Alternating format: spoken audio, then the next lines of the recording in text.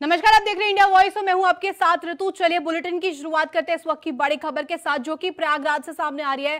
प्रयागराज में राष्ट्रीय स्वयंसेवक संघ की आज बड़ी बैठक हुई।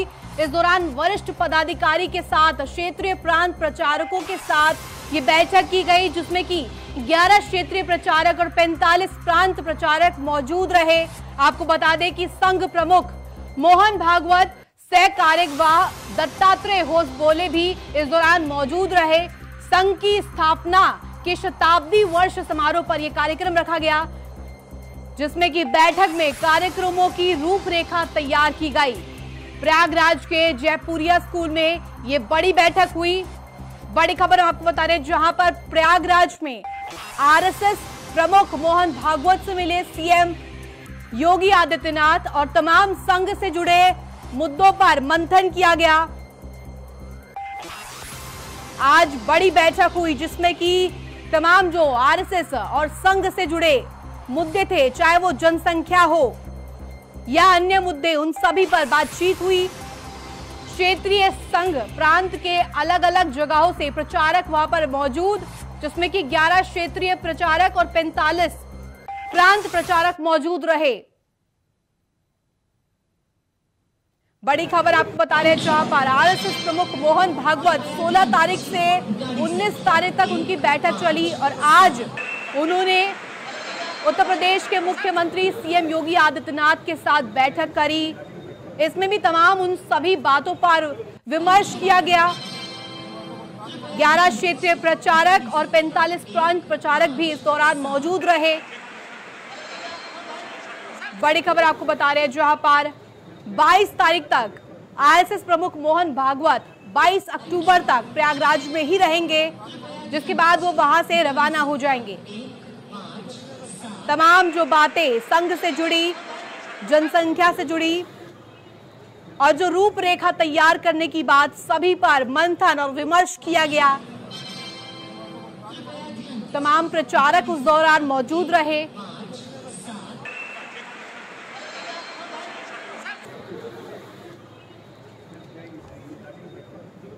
प्रयागराज में ये बड़ी अहम बैठक हुई, जो कि आज, जिसमें आरएसएस प्रमुख मोहन भागवत मौजूद रहे, साथ ही साथ प्रचारक, चाहे वो क्षेत्रीय प्रचारक हो या प्रांत प्रचारक, इस दौरान सभी मौजूद रहे। तमाम जो संघ से जुड़े बातचीत होती है, उस पर विमर्श किया गया। आगामी चुनावों को साधने का भी जो पॉलिटिकल एंगल है, उसके ऊपर भी मंथन किया गया। संघ से जुड़े जितने भी राजनीतिक मुद्दे हैं, उन सभी पर बातचीत की गई। इसी खबर पर ज्यादा जानकारी के साथ हमारे साथ शोएब रिजवी जुड़ गए। शोएब, राष्ट्रीय स्वयंसेवक संघ की आज अहम बैठक हुई, क्या कुछ इसके मायने? हालांकि ये पूरी बैठक जो मुख्यमंत्री योगी आदित्यनाथ के साथ हुई है, वो एक तरह से अनौपचारिक बैठक थी। इस पर कोई एजेंडा सिर्फ नहीं था, लेकिन ऐसा ये सिर्फ सूत्रों के हवाले से जानकारी मिल रही है कि पिछले 16 तारीख से 19 तारीख तक कार्यवाहक की बैठक जो प्रयागराज में संघ की हुई है, उसमें तमाम विषयों पर संघ के तमाम जो पदाधिकारी पहुंचे थे, उनके साथ चर्चा हुई थी। मोहन भागवत इसका नेतृत्व कर रहे थे और इन तमाम चर्चाओं के बीच से कल ये बैठक संपन्न हुई थी। आज उसी के बाद योगी आदित्यनाथ मोहन भागवत से मिलने के लिए प्रयागराज पहुंचे। 1 घंटे तक वो वहां रहे। इस बीच में न सिर्फ उनसे कई विषयों पर मंथन हुआ, साथ ही साथ वहां पर उन्होंने समय बिताया। हालांकि संघ की ये जो बैठक चल रही है, वो अलग अलग विषयों पर अलग अलग सत्रों में संघ के पदाधिकारियों और उनके जो जुड़े लोग हैं, उनके साथ हो रही है। लेकिन इस बीच में आज योगी आदित्यनाथ खुद पहुंचे और उन्होंने मोहन भागवत से मुलाकात की और ये अब कयास लगने लगे कि जो संघ की 4 दिनों तक बैठक चली थी, खास तौर से जो मंडल प्रभारी यहाँ पर आए थे, पूरे 45 प्रांत के करीब 450 लोग, उनके साथ जो मंत्रणा हुई थी, उसमें जो विषय थे, उस पर निश्चित तौर पर ऐसा अनुमान लगाया जा रहा है कि योगी आदित्यनाथ के साथ भी बात हुई है। हालांकि पिछले दिनों जिस तरह से जनसंख्या को लेकर के कोई नीति बनने की बात पर भी संघ की जो बैठक थी उसमें चर्चा हुई थी। और ये कयास लगाया जा रहा कि इस संदर्भ में योगी आदित्यनाथ से भी मोहन भागवत की चर्चा जरूर हुई होगी। और ये उम्मीद की जा रही कि हो सकता है कि योगी आदित्यनाथ उत्तर प्रदेश सरकार में जब कोई जनसंख्या नीति बनाए तो उसमें तमाम जो संघ में चर्चा हुई है उसके बिंदुओं को भी ध्यान रखा जाए। क्योंकि पिछले दिनों विजयदशमी के दिन मोहन भागवत ने जो अपने संबोधन में कहा था जनसंख्या वृद्धि को लेकर के और इसकी नीति को लेकर के, उस पर निश्चित तौर पर बैठक में चर्चा हुई थी। और अब जब खुद डीसीसी योगी आदित्यनाथ यहाँ पे प्रयागराज पहुंचे हैं तो तमाम जो संघ के एजेंडे में मीटिंग हुई थी उस पर चर्चा की कयास लगाई जा रही है। हालांकि सीधे तौर पर मीडिया को इससे दूर रखा गया था। इस पूरे कवरेज के दौरान किसी को भी वहां जाने नहीं दिया गया था, तो बाहर ही लोग रहे हैं। लेकिन जो हमारे सूत्र बता रहे हैं कि इन तमाम विषयों पर जो 4 दिनों तक संघ की बैठक चली थी, यानी 19 तारीख को संपन्न हुई थी, उस पर चर्चा हुई। हालांकि अभी 22 तारीख तक मोहन भागवत प्रयागराज में रहेंगे। इस पर अलग अलग जो संघ की विंग्स है उस पर चर्चा करेंगे। जैसे कि आज हमारे पास जानकारी है कि जो क्षेत्रीय प्रचारक है या जिला लेवल के जो प्रचारक है या इससे नीचे के जो प्रचारक है उनके साथ संघ की बैठक चल रही है। उसमें संघ के जुड़े जो पदाधिकारी हैं, जो बड़े चेहरे हैं वो मौजूद है, साथ ही साथ मोहन भागवत मौजूद है। लेकिन इस बीच में जिस तरह से योगी आदित्यनाथ पहुंचे और करीब 1 घंटा उनकी मोहन भागवत से मुलाकात हुई है। निश्चित तौर पर इस बीच जो शीर्ष नेतृत्व है संघ का वो भी वहाँ पे मौजूद था। उनसे तमाम विषयों पर चर्चा की गई है। हमारे पास जो जानकारी है कि जो दीपावली पर अयोध्या में एक भव्य कार्यक्रम आयोजित हो रहा है उसका आमंत्रण भी दिया गया है योगी आदित्यनाथ की तरफ से। तो इस तरह की चीजों पर चर्चा हुई है। और अब देखना ये होगा कि योगी आदित्यनाथ जब इस मौके पर यहाँ आए थे तो तमाम विषयों पर जो चर्चा उसमें क्या कोई ऐसा विषय है जो सरकार उसको किसी नीति के रूप में अमली जामा पहनाए। क्योंकि जनसंख्या वृद्धि को लेकर के जिस तरह से लगातार देश की चर्चा हो रही है तो ऐसे में संघ की मीटिंग में भी ये बात सामने आई है कि इस पर कोई नीति बननी चाहिए और उसका समान रूप से सबसे पालन कराना चाहिए। इस तरह की जो संघ की बैठक थी उसमें चर्चा हुई थी। तो ये उम्मीद लगाई जा रही है कि अभी इस दौरान निश्चित तौर पर उनकी बैठक में कहीं ना कहीं जो चर्चा हुई है वो योगी आदित्यनाथ से भी चर्चा हुई होगी। तो अगर सरकार लेवल पर देखा जाए तो इस पर क्या कुछ हो सकता है, संभावना ये व्यक्त की जा रही है कि इस पर भी कुछ न कुछ विचार मंथन जरूर हुआ है। बिल्कुल शोएब, जिस तरह से आपने बताया कि ये बहुत ही अहम माना गया, ये पूरी बैठक जो हुई इसको बहुत ही इसके मायने बहुत ज्यादा अधिक है। साथ ही साथ आपसे ये भी बात बताना चाहूंगी कि 16 अक्टूबर से ही ये जो बैठकों का दौर जारी है, ऐसे में क्या ऐसे अहम बिंदु रहे होंगे जो 16 तारीख से 19 तारीख तक मंथन तो हुआ ही, साथ ही साथ आज करीबन 1 घंटे तक सीएम योगी आदित्यनाथ के साथ भी मंथन किया गया। देखिए संघ इस तरह की जो वार्षिक बैठक है वो आयोजित जगह जगह पे करता रहता है और उसी कड़ी में बैठक हो रही है। संघ की जो बैठक होती है इसमें जो अलग अलग विंग है उनके साथ संघ प्रमुख को बैठते हैं, उस पर मंथन करके अलग अलग दौरों में वार्ता होती है। तो इस बीच में जिस तरह से लगातार चर्चा हुई है, 4 दिनों तक जो मंडल लेवल के जो संघ से जुड़े पदाधिकारी वो प्रयागराज पहुंचे थे और 16 से 19 तारीख से जो उनकी मुख्य बैठक थी वो संपन्न हुई। उस बैठक में न सिर्फ मातृशक्ति को लेकर के देश में जो समसामयिक विषय है उस पर चर्चा हुई, जनसंख्या वृद्धि पर किस तरह से काम किया जा सकता है इस पर चर्चा हुई, साथ ही साथ जो संघ के 100 साल पूर्ण हो रहे हैं 2025 में उस पर किस तरह से संघ क्या कुछ आगे रणनीति बनाया गया, क्या कार्यक्रम करेगा उस पर चर्चा हुई।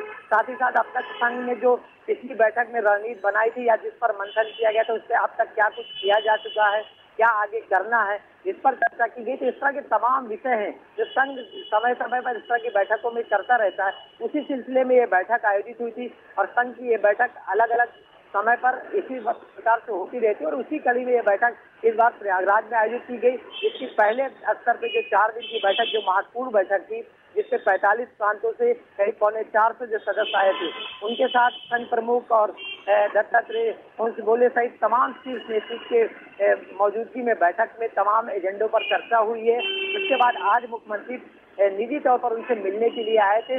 तो ये कयास लगाया जा रहा है कि बिल्कुल शोएब, जिस तरह से आपने बताया कि जनसंख्या पर भी बातचीत हुई, तमाम जो अन्य संघ से जुड़े मुद्दे उन पर भी बात हुई। धन्यवाद तमाम जानकारी देने के लिए शोएब।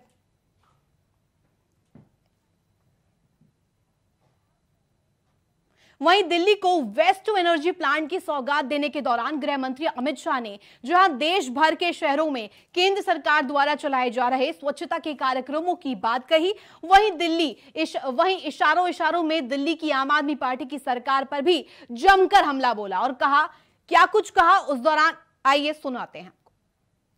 और इसका तीसरा हिस्सा है शहरों की स्वच्छता, शहरों को स्वच्छ बनाना, शहरी जनों के और विशेषकर झुग्गी झोपड़ी में रहने वाले सभी नागरिकों के स्वास्थ्य को इसका फायदा पहुंचे। इसके लिए शौचालयों का निर्माण, waste to energy, clean energy के इस प्रकार की कारखाने डालना, सोलर रूफटॉप और एलईडी लाइट इसके माध्यम से हम आगे बढ़ रहे हैं। एक प्रकार के कचरा के ऐसे पहाड़ आज धीरे धीरे अदृश्य हो रहे हैं। कचरे के निस्तारण के लिए अनेक संयंत्र लगाए गए, गटर की व्यवस्थाओं को चुस्त दुरुस्त किया गया है और कचरा का कलेक्शन के लिए भी एक साइंटिफिक नेटवर्क कश्मीर से कन्याकुमारी और आसाम से गुजरात तक हर शहर हर गांव में बनाने की शुरुआत की। और सिर्फ इतना नहीं किया, आजादी के पहले महात्मा गांधी जी ने इस देश को स्वच्छता का संदेश दिया था, परंतु 70 साल तक सारे लोगों ने महात्मा के इस संदेश को भुला दिया। केजरीवाल जी कई प्रकार के हर रोज प्रेस स्टेटमेंट करते हैं, बड़ी बड़ी एडवर्टाइज देते हैं और उन्होंने ये मान लिया है कि प्रेस के इंटरव्यू से ही विकास होता है। उन्होंने ये मान लिया है कि एडवर्टाइज देने से देश की जनता भ्रमित हो सकती है। मित्रों, ये भ्रम 5 साल चल सकता है, 7 साल चल सकता है, मगर धीरे धीरे जनता जानती है। मैं आज दिल्ली की जनता को इतना ही कहने आया हूं, ये आप पार्टी जो है वो दिल्ली को आत्मनिर्भर बनाना चाहती है, हम दिल्ली को आत्मनिर्भर बनाना चाहते हैं। वही राजधानी लखनऊ में 1 लाख का इनामी बदमाश दिनेश तिवारी गिरफ्तार कर लिया गया है। क्राइम ब्रांच और चिन्हित पुलिस ने असम से इसकी गिरफ्तारी की है। नाका में हत्या और SC/ST एक्ट में दर्ज है इसके ऊपर मुकदमा। और ऐसे में बता दें कि 2012 में पेशी के दौरान लखनऊ में कोर्ट से फरार हो गया था, पुलिस कमिश्नर की तरफ से किया गया था और ऐसे में 1 लाख का इनाम इस पर घोषित था। JCP लॉ एंड ऑर्डर और DCP के नेतृत्व में पुलिस ने इसकी गिरफ्तारी की है। बड़ी खबर आपको बता रहे हैं, जहां पर 1 लाख का इनामी बदमाश गिरफ्तार कर लिया गया। पुलिस कमिश्नर की तरफ से इस पर कार्रवाई की गई थी और इनाम घोषित कर दिया गया था। अब जिसके बाद JCP लॉ एंड ऑर्डर और DCP के नेतृत्व में पुलिस ने इसको गिरफ्तार कर लिया है। बड़ी खबर आपको बता रहे हैं, लखनऊ में इनामी बदमाश 1 लाख का इनामी बदमाश दिनेश तिवारी गिरफ्तार कर लिया गया है। क्राइम ब्रांच और जो चिन्हित पुलिस की जो बड़ी सफलता है, असम से गिरफ्तारी की गई। बता दें कि नाका में हत्या और SC/ST एक्ट में SC/ST एक्ट में इसकी गिरफ्तारी की गई।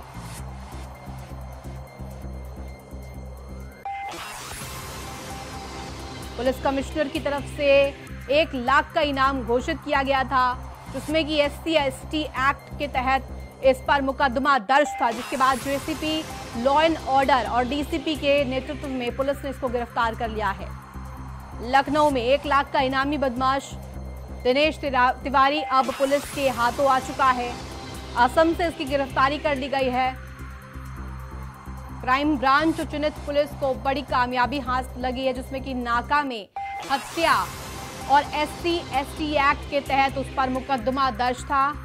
और साथ ही बता दें कि 2012 में पेशी के दौरान लखनऊ कोर्ट से फरार हो गया था बदमाश।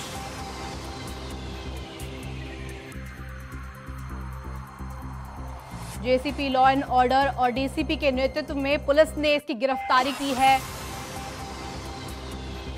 बड़ी कामयाबी हाथ लगी है क्राइम ब्रांच और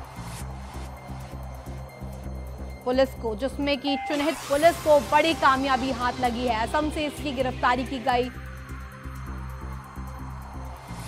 चिन्हित पुलिस को बड़ी कामयाबी हाथ लगी है, जिसमें कि 1 लाख का इनामी बदमाश अब गिरफ्तार कर लिया गया है। और पेशी से जब अभियुक्त को वापस ले जाया जा रहा है तो ये फरार हो गए। इस फरारी के संबंध में थाना वजीरगंज पर मुकदमा कायम किया गया। वर्ष 2012 से यह अभियुक्त लगातार फरार चल रहा है। हमारी जो थाना चिन्नट की पुलिस टीम है और क्राइम ब्रांच की संयुक्त टीम द्वारा इनको 18 तारीख को आसाम से गिरफ्तार किया गया। इस अपराधी पर पुलिस आयुक्त लखनऊ महोदय द्वारा 1 लाख रुपए।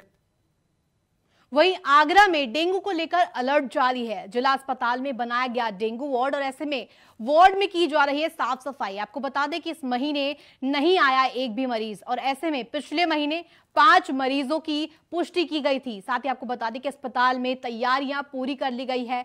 ये CMS का कहना है, जिसमें कि डेंगू को लेकर लगातार कवायद की जा रही है और डेंगू से बचाव के तमाम वो तरीके अपनाए जा रहे हैं और अस्पताल को पूरी तरह से तैयार किया जा रहा है। जिला अस्पताल जिसमें कि डेंगू वार्ड बनाया गया। साथ ही आपको बता दें वार्ड में साफ सफाई का खासा ध्यान रखा गया है और साफ सफाई करवाई गई है। पिछले महीने कई केसेस सामने आए थे, लेकिन इस महीने एक भी केस और एक भी मरीज नहीं आया डेंगू का। पिछले महीने 5 मरीजों की पुष्टि की गई थी। वहीं जिला अस्पताल में इस महीने एक भी मरीज डेंगू का नहीं पहुंचा। ऐसे में आगरा में डेंगू के लिए प्रशासन की तैयारियां, अस्पताल की तैयारियां पुख्ता तौर पर पूरी कर ली गई है। जिला अस्पताल में स्पेशली डेंगू वार्ड बनाया गया है, जिसमें कि साफ सफाई का खासा तौर पर ध्यान रखा गया है।